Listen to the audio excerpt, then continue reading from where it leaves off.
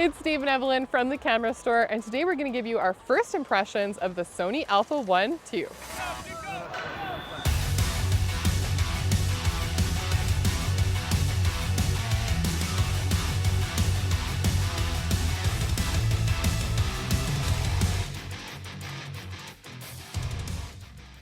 So this is the Sony Alpha 1 II. Now, I can't believe it. It's actually been 4 years since the original Alpha 1 came out and really sort of was their flagship camera. Alpha 1 has been all about being this ultimate flagship camera for the Sony full-frame lineup. Checks a lot of boxes for professionals, but we're excited to see that there's an update. There's been a lot of refinements within the Sony lineup. We're going to talk about some of those subtleties, some of the bigger improvements that we have in terms of the design of the camera, the performance, video features, photo features, and give you kind of our overall first impressions of this new release. Let's talk design of the Sony Alpha 1 II. One of the first things you'll notice when you pick up this camera, if you're comparing it to the predecessor, is an update to the screen. We now have the fully articulating screen in addition to the tiltable aspect of it. So this screen is kind of the best of all the worlds. You can flip it in to protect it. It is touchscreen compatible. It's 2.1 billion dots. It's nice and bright. So even on a sunny day like today, it's a nice visible screen. Even Dave thinks it's the best implementation of a screen, and you can't really go wrong. So if you have a complaint about the screen, then the problem might be you and not the camera.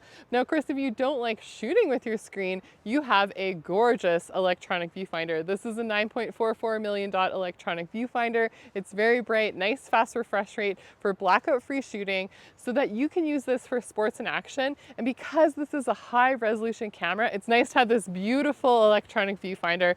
And on that note, I think all of the design factors of this camera are still very good, still very high end. We have a nice grip. They've added a C5 button on the front of the camera. So when you are shooting sports and action, you can actually press that button and get a speed boost while you're shooting. This is super handy if you're all of a sudden seeing that the action is picking up, you want to get that puck hitting into the net, or someone kicking a ball or doing something else, getting the goals, you know, that kind of thing. Go sports.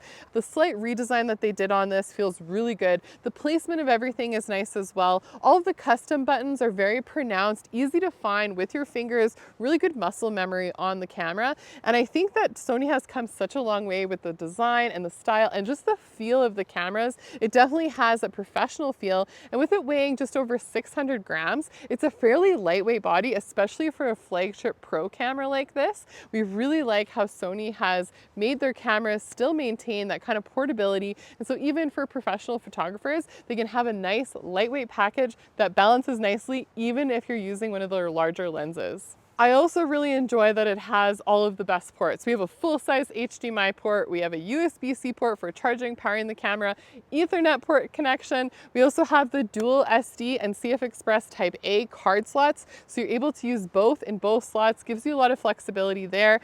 Now, the design of the camera has been made to be weather resistant. It feels very rugged, durable, has a good weight to it. I love with Sony cameras that they kind of seem a little bit discreet because you don't see a huge increase in terms of the size of the camera when you get up into their more flagship models. It still has kind of a sleek profile to it, and it's nicely balanced even with their bigger lenses.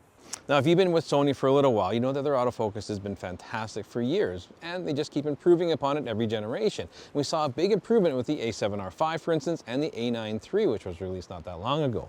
So we're seeing all that technology built into this camera, and then some. I mean, this features a dedicated AI processor, which for the first time in a Sony Alpha camera has automatic subject detection. And it's not just animals and humans, it's birds, it's planes, trains, automobiles, and now insects as well. So what it's doing, it's actually analyzing the scene and looking for the helmet, for instance. Now, I've had the chance to use this camera in a bunch of different applications, from shooting birds, where it's very cool how it not only tracks the bird, but it's actively hunting for the eye and head of the bird. This is very impressive to actually watch in action. But I also shot some very low light performance when I was doing my son's football game, which was about 5 o'clock at night, which means there's no sun, so it was completely artificial lighting. And it's a very tough game to photograph because there's a lot of players on the field, but I was able to really accurately follow the player around, and I was able to get some really good shots out of it. I was also able to test it indoors at a hockey rink, and thanks Dave Watling and setting us up with the Calgary Canucks, one of their practices to put this camera through its paces there. And I'm finding that the focus is tenacious. You're seeing it in effect. You're seeing that next level of autofocus algorithms being put into play. Now, I shot a lot, way too much, and you certainly can at 30 frames per second, but not once did I have to worry for the camera to clear the buffer before I can continue shooting. What I found with this camera compared to the original A1 is it definitely is an improvement. It's snappier, it's faster, and that much more of a positive experience. Video on the Sony Alpha 1 II. Okay. Not that many improvements, but we're going to talk about it anyways. We have the biggest feature, I would say, which is for photo and video, is the in-body image stabilization improvement. At the center, you can get up to 8.5 stops of in-body image stabilization. That's huge. And as you mentioned, it's not just for video, but for stills as well. I mean, you're getting gimbal-like stabilization when it comes to shooting video, but be able to shoot those very suspect shutter speeds, we got even more flexibility now with 8.5 stops. Yeah, now we have a few advancements in terms of the video usability. They've improved some of the features like having the ability to do the auto reframing. So if you are doing kind of like run and gun filming yourself, you can make it look like you have a little bit more of a high production video by having the camera actually follow you and be able to reframe your shots that way. It works very effectively too. Yeah, we like it. I quite like it. Now, in terms of the actual output of the camera, we're not seeing a lot of improvements here. And it makes sense. I mean, we do have the faster processor, but we have that same sensor. It's a high resolution sensor. So we're able to get 8K 30, we can do 4K 120p with a 10% crop, but we have a lot of the same video features that we saw in the predecessor. Yeah, I mean, it's nothing bad. I mean, we're at such a high level of video, right? It's a very impressive video camera. Yeah, and of course with Sony, you have a lot of different LUTs to choose from.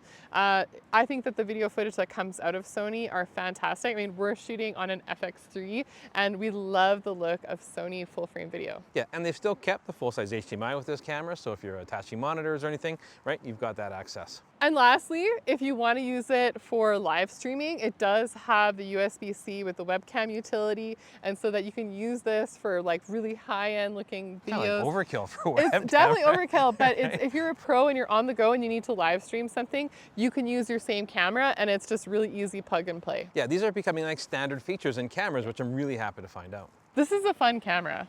It is. I like the Alpha 1 series. I mean, this is their high-end jack-of-all-trades camera. Yeah. I mean, it's capable of so much. You know, for me, I'm more of a stills-oriented guy over video, and I'm finding when it comes to shooting stills, I got tons of resolution. I've got great autofocus system. Being able to track person's eyes, even when they're wearing a helmet, is a very impressive feat.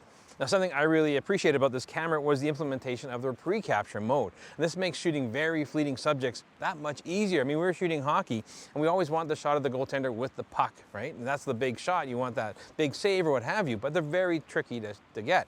You either just sort of mash the shutter and hope for the best, but this one here, I would just watch the goaltender.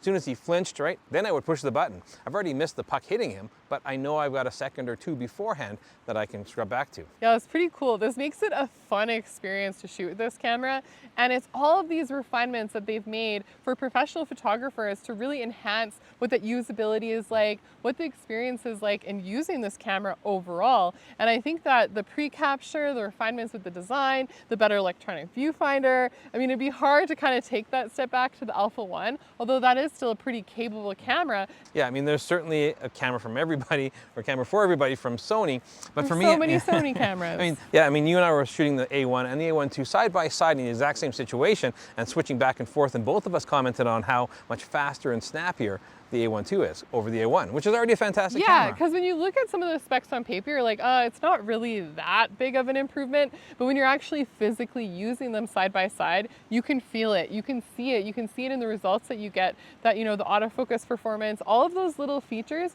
are kind of adding up to making it just a more comprehensive camera experience. Yeah, it's nice to see that Sony keeps refining their grip and they keep updating everything, but we have a fantastic camera, the A1. The A1 II is just that much better. But of course, we want to know, what are your thoughts on this new release from Sony? You've probably read some of the specs, seen some of the first impressions review. We want to know your thoughts, so please comment below. And are you excited about the pre-capture options on this camera? Follow us both on Instagram. It's been Dave and Evelyn from The Camera Store. We hope that you subscribe, hit that notification bell so we can catch you again very soon.